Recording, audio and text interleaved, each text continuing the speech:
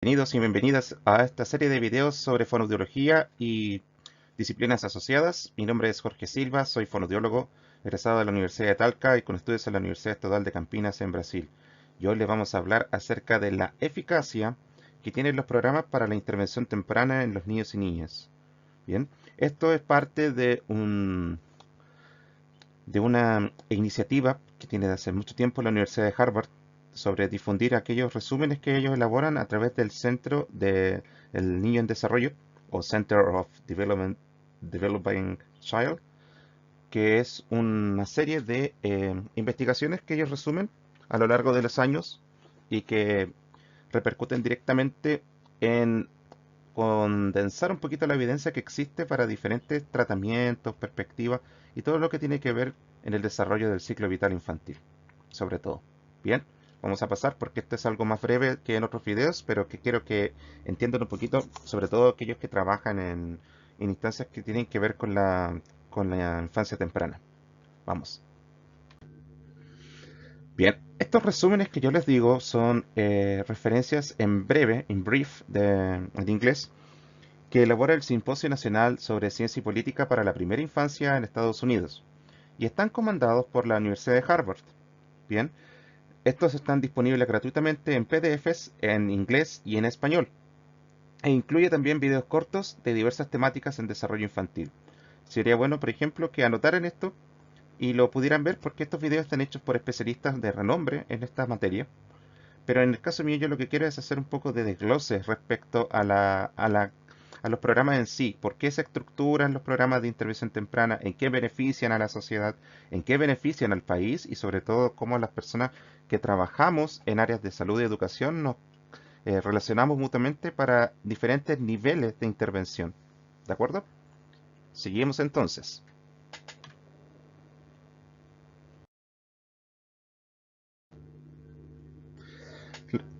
Hay que hablar acerca de los aspectos de los programas, y es una de las cosas que los documentos explicitan un poco acerca de que existen ciertos aspectos que sustentan la realización de los programas de intervención temprana.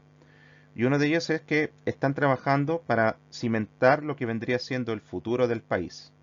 Estamos hablando de una inversión que va a beneficiar a una enorme cantidad de población infantil que va a crecer con herramientas apropiadas para su desarrollo en entornos que por lo general son vulnerables, que están al interior de las familias, que están al interior del contexto ambiental que rodea a esas familias, comunidad, vecindario, etcétera, y que van a aprovechar lo mejor posible sus habilidades con las que nacen para poder desarrollarse a nivel educacional, a nivel intelectual, etcétera, a nivel afectivo, a nivel motor, y que van a potenciarlos cuando sean adultos y ingresen a los procesos productivos que pertenecen a cada estado.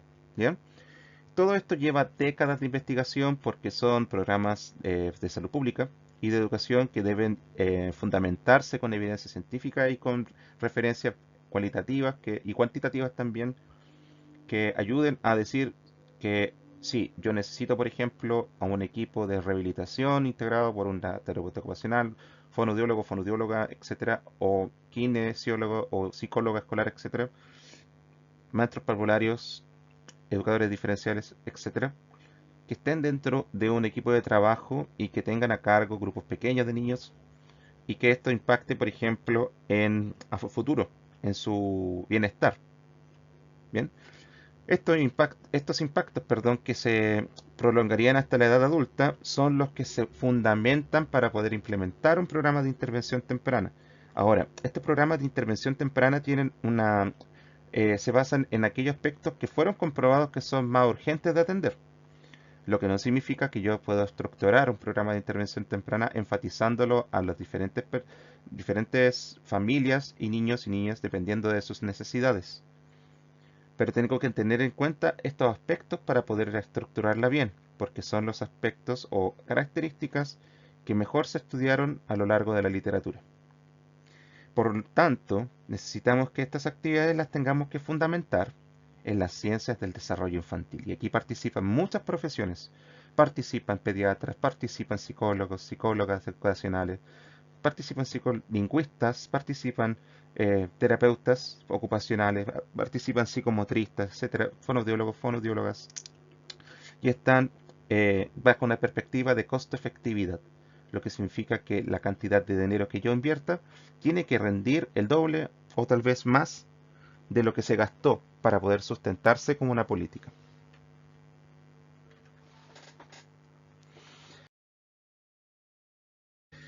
El principal ejemplo de esto, en cómo un programa de intervención temprana va a ayudarme enormemente a esto, tiene que ver fundamentalmente con la protección contra el estrés tóxico.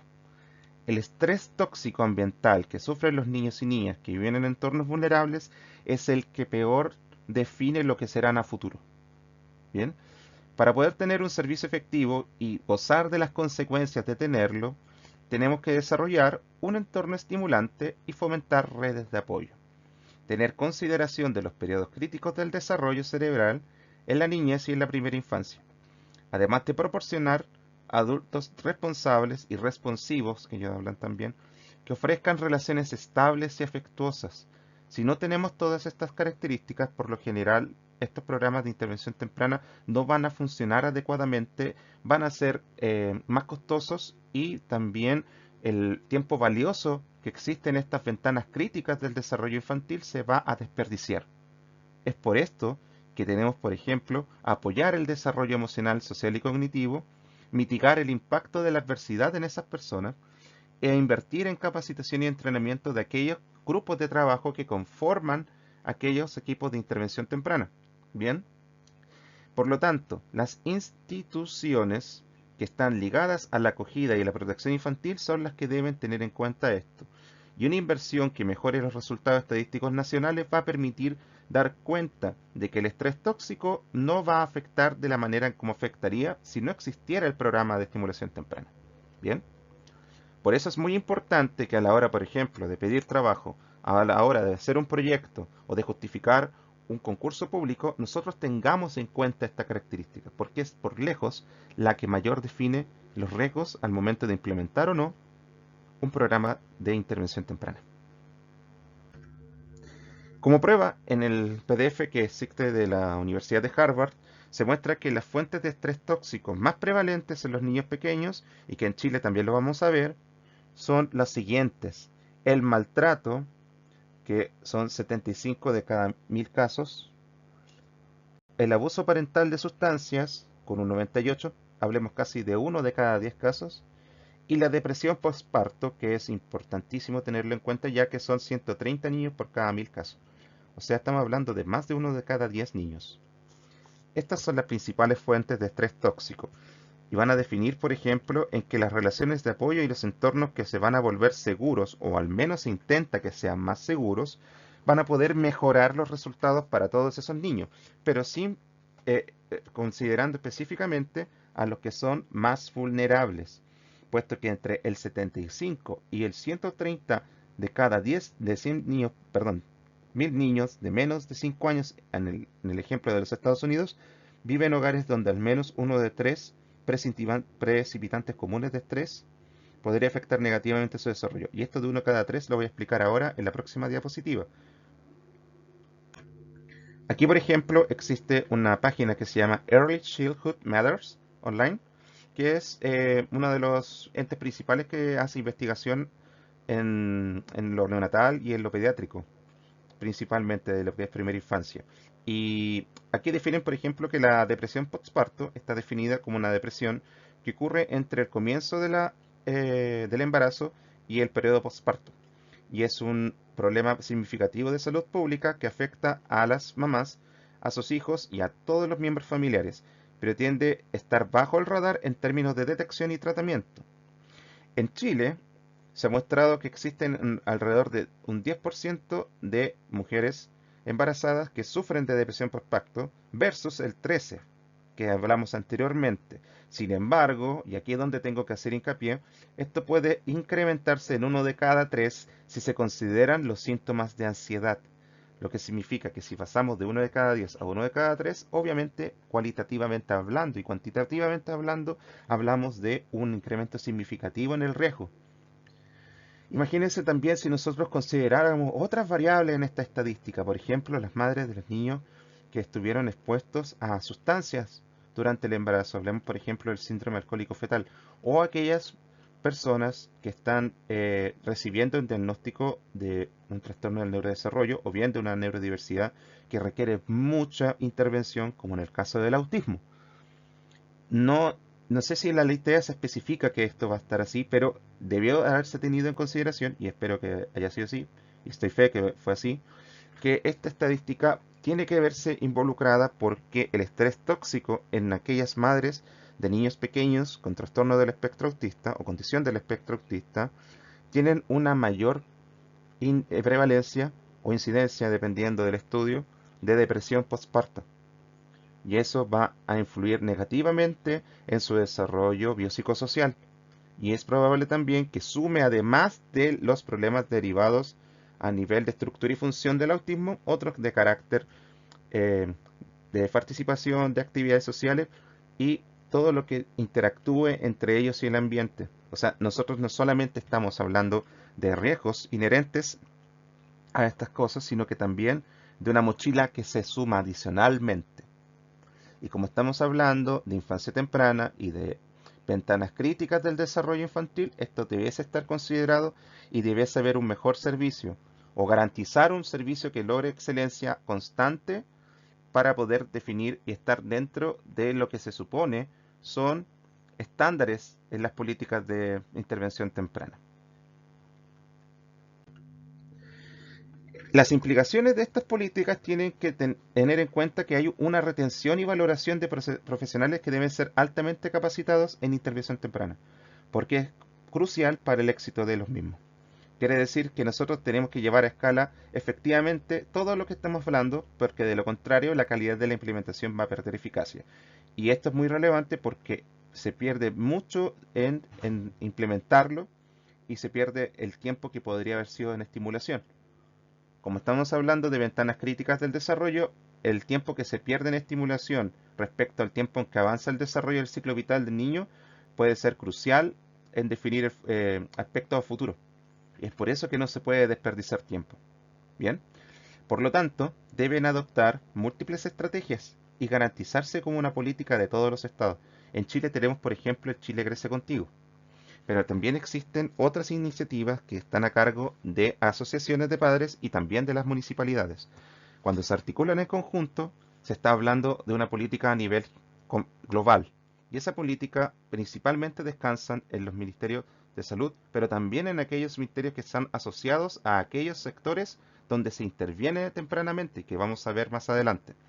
¿Cómo se estructuran adecuadamente? Cuando estos programas son específicos. Quiere decir que el programa debe ser capaz de ser específico para manejar el estrés tóxico y probablemente ser más específico aún en aquellos casos que tienen que ver con particularidades de cada situación.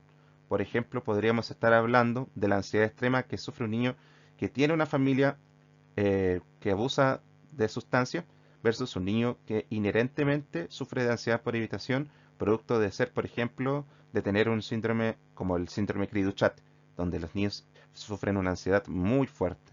Bien, identificar de dónde proviene esa ansiedad extrema o generalizada o disruptiva o que no existe una adecuada estimulación temprana para cada uno va a depender también de estas políticas. Bien, ¿cómo se estructuran estos programas? Según el PDF que yo estoy leyendo, que está en español también, es a través de servicios que intervienen en lo básico, a nivel focalizado y a nivel especializado. Bien, los programas básicos se van a enfocar a aquellos que descansan en los servicios de salud, que descansan en el cuidado estable y receptivo de la crianza y en garantizar entornos seguros para que los niños puedan desarrollarse adecuadamente. El tema está en que existen entornos que son inseguros, existen situaciones socioeconómicas o sociopolíticas que van a interferir con eso y requerimos profesionales que puedan estudiar adecuadamente esos contextos para poder definir planes de acción. No siempre se va a garantizarlo y no siempre se va a intervenir porque existen muchas barreras que pueden ser desde económicas hasta ideológicas, lo que significa que hay que hacer análisis que son muy complejos, con mucha información y con un tiempo más bien acotado. En el nivel 2, los programas van a focalizarse en el niño y la familia. Aquellos principalmente que viven en la pobreza, se van a focalizar en mejorar centros de cuidado, en hacerlo también con centros de educación temprana, como los jardines infantiles y las salacunas, en entregar apoyo educativo y económico para ellos y en garantizar efectos positivos para la futura escolarización de los niños y niñas. Y cuando ya hablamos de nivel 3, y este es el más costo efectivo, estamos hablando de programas que garanticen especialización y trabajan principalmente con aquellos niños y familias que sufren estrés tóxico. Por lo tanto, va a haber una atención especial al maltrato infantil, va a haber una atención especial a la salud mental, va a haber una atención especial sobre el abuso de sustancias en la familia y hay una inversión que va a superar garantizadamente los gastos que se inviertan en ello. Por lo tanto, este es el nivel más eficiente de todos los que fueron mencionados.